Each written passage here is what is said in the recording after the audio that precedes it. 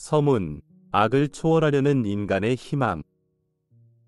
하늘이 너무 푸르러서 당장이라도 풍덩 뛰어들 수 있을 것 같았던 신나는 어느 봄날이었습니다. 새로 피어나는 잎들은 너무나 투명해서 더 멋진 세상에서 온 것이 틀림없다는 생각이 들었습니다. 새들은 인간 지휘자를 능가하는 음악을 연주하고 있었습니다. 이 모든 것을 음미하며 나는 자전거를 타고 등교했고, 여기저기 몇 가지 문제가 있다는 것은 확실했지만 기본적으로 모든 것이 괜찮은 세상에서 살고 있다는 느낌으로 충만했습니다. 순진했다고 말할 수도 있겠지만 천진난만한 나의 세계관이 곧 처절하게 박살나고, 그래서 내가 인생을 조금이나마 이해할 수 있기까지 좋기 20년 이상 걸릴 것이라고는 상상도 못했습니다. 첫 번째 수업은 평소와 다름없었지만 그때 우리 전 학년은 강당으로 가라는 지시를 받았습니다.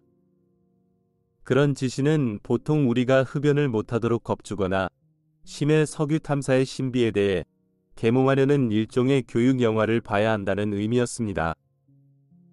우리는 강당에 앉아서 모두 평소처럼 제잘되고 있었습니다. 몇몇 소년은 선교육 영화를 보고 10대 소년들끼리 통하는 농담을 주고받기를 은근히 기대하고 있었습니다. 빛이 꺼지고 영화가 상영되기 시작했습니다.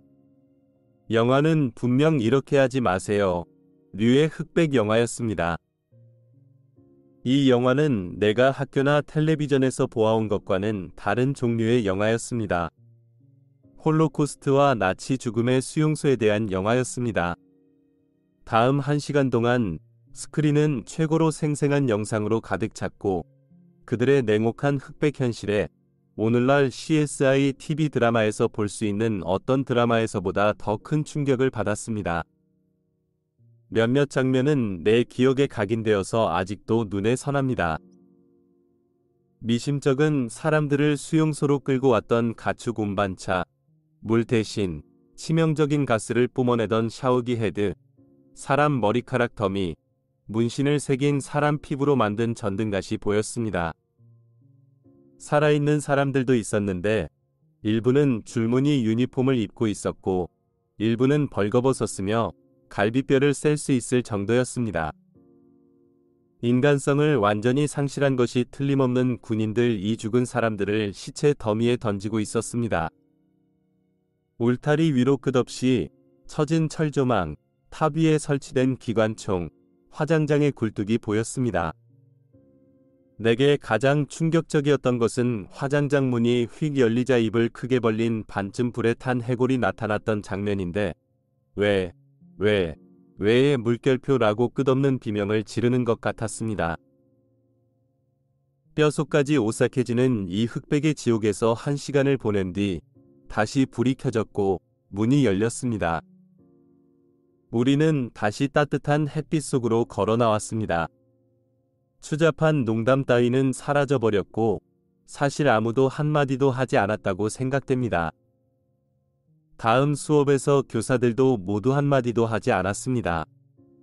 우리는 말 그대로 이 절대적인 공포 영화를 보고 나서도 아무 일도 없었던 것처럼 일상적인 학교 생활로 돌아갈 수 있을 것이라고 기대했습니다. 새들이 아무 일도 없었던 것처럼 여전히 노래하고 있다는 생각을 했던 것이 생생하게 기억납니다. 그리고 내 인생의 몇몇 순간에서 나는 인간이 아니라 차라리 인간이 만든 공포를 이해하지 못하는 새였으면 했습니다. 학창시절 나는 덴마크의 교육체제에서 굳이 학생들에게 그런 영화를 보여줄 필요가 있었는지 정말 의심스러웠습니다.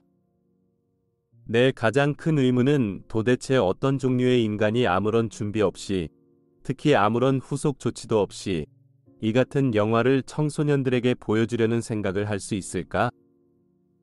하는 것이었습니다. 물론 우리 모두가 전쟁에 대해서 알고 있었지만 그 봄날에 봤던 그런 장면을 본 적은 없었습니다. 당연히 홀로코스트에 대해 우리를 교육시키는 것은 맞지만 그 영화는 교육이 아니라 잔인한 충격요법이었습니다.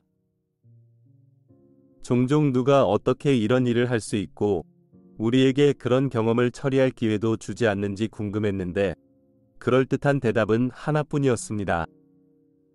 답은 25년이 훨씬 지났지만 전쟁을 겪었던 덴마크인들은 나치즘의 악행에 대해 어떻게 얘기해야 할지 몰랐다는 것입니다. 아이들이 충분한 나이가 되면 이런 일들을 알아야 한다고 생각했습니다. 어른들은 악에 대해 어떻게 얘기해야 할지 몰라서 그냥 우리에게 이 영화를 보여주며 임무를 다했다고 생각했던 것입니다. 우리는 반드시 악에 대해 이야기할 방법을 찾아야 합니다. 내가 왜 잃어버린 나의 순수함을 회상하며 이 책을 시작하고 있을까요? 그것이 대부분의 사람이 악이라는 주제를 다루는 가장 중요한 측면을 우리에게 보여주기 때문입니다. 그들은 악에 대해 어떻게 얘기해야 할지 몰라서 얘기하지 않습니다. 이런 태도는 악이 숨도록 허용하기 때문에 최악의 반응입니다. 악이 숨을 수 있는 한 우리는 홀로코스트, 히로시마 원폭 투하, 스탈린 정권, 폴포트, 루안다, 인신매매, 아동 성추행, 화학전쟁 같은 일들과 그 외의 이루 헤아릴 수 없는 악행들이 우리가 도저히 어찌할 수 없는 일로 여겨지는 세상에서 계속 살게 될 것입니다. 어떤 문제에 대해 아무것도 할 수 없다고 생각될 때는 차라리 그 일에 대해 언급하거나 생각조차 하지 않는 편이 낫습니다. 이것이 악에 대한 글을 쓸 때 가장 큰 문제점입니다. 누가 그 주제에 대한 글을 읽고 싶어 할까요? 많은 사람이 악을 너무 겁내기 때문에 과감하게 그 문제를 진정으로 살펴보려 하지 않습니다.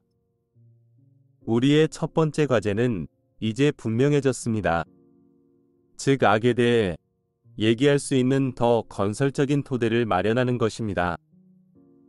두 가지 아이디어를 소개하면서 시작하겠습니다. 알베르트 아인슈타인이 말했습니다.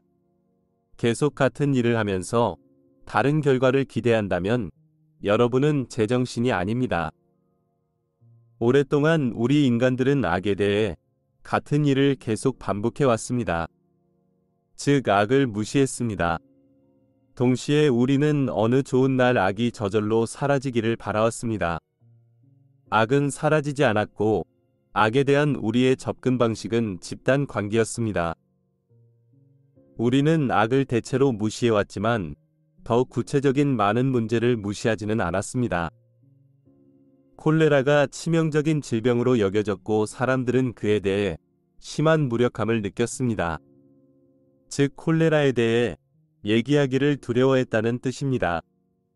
그러다 과학자들이 박테리아를 발견했고 마시는 물에서 발견되는 특정한 유형의 박테리아가 콜레라의 원인임을 알아냈습니다. 오늘날 콜레라는 예방하고 치료할 수 있는 질병입니다. 우리가 쉽게 그것에 대해 이야기할 수 있다는 뜻입니다. 차이점은 무엇일까요? 차이는 오직 문제의 원인을 모를 때만 무력하다는 것입니다. 일단 원인을 알면 보통 그 문제를 해결할 수 있는 방법을 찾고 이제 여러분은 가능한 해결책에 대해 이야기할 건설적인 방법이 있습니다. 왜 악이 아직 주변에 있을까요? 그 이유는 우리가 아직 악에 대해 이야기할 건설적인 방법을 찾지 못했기 때문입니다. 우리는 악의 원인을 모르고 해결책을 어떻게 찾아야 할지 모르기 때문에 무력감을 느낍니다. 우리는 왜 악의 원인을 못 찾았을까요? 악에 대해 기꺼이 터놓고 얘기하지 않았기 때문이 아닐까요? 악에는 많은 사람을 겁주어서 보지 않는 편이 낫다고 여기게 하는 뭔가가 있습니다. 만일 여러분이 과감하게 보지 않으려고 한다면 어떻게 원인을 찾을 수 있겠습니까? 아는 것이 힘입니다. 우리는 악에 대해 충분히 모르기 때문에 악에 대해 뭔가 할 수 있는 힘이 없다고 느낍니다. 만일 악을 더 자세히 보려고 노력하겠다고 결심한다면 악에 대해 더 많이 배우게 될 것이고 어떻게 해야 할지도 알 수 있을 것입니다. 이 책과 후속 책에서 나는 악을 살펴볼 뿐만 아니라 그 어느 때보다 직접적이고 공개적인 방식으로 악에 대해 이야기할 것입니다. 이 책에서는 악의 심리적인 측면을 탐구하고 그것이 왜 중요한지 설명하겠습니다.